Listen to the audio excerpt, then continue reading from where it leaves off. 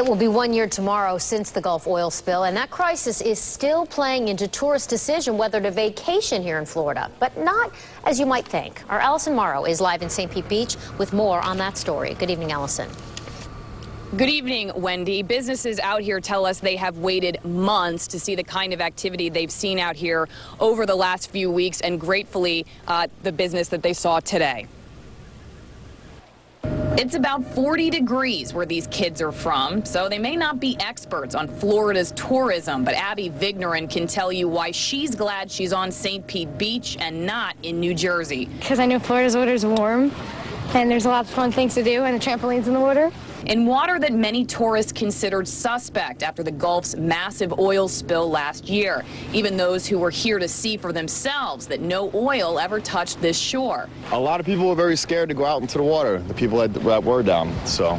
And those negative perceptions continue even a year later, according to many of the tourism and business leaders at this year anniversary roundtable with Congresswoman Kathy Castor. Obviously, we have to address it, but it'd be my preference that we didn't talk about it at all, just because I think we're starting to now move past some of these negative connotations out there. The TRADEWINDS alone estimates about $2 million in lost revenue, and that slump expected to continue after months of discounted rates aimed at wooing tourists back. Because people today have now experienced a lower rate, and they kind of still want a lower rate. But at least they want a rate at all. 1 year later, many business owners say they're finally starting to see the horizon. As you can see, it's one of the busiest days of the year. This is great.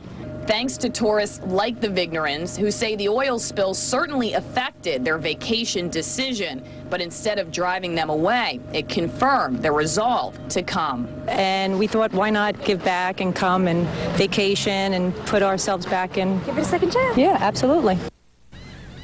We are told that marketing campaigns here in the U.S. have worked to bring American tourists back to the Gulf Coast, but many businesses tell me that much of their revenue comes from the United Kingdom and that those marketing campaigns have been much more difficult. We are live tonight on St. Pete Beach. Allison Morrow, ABC Action News.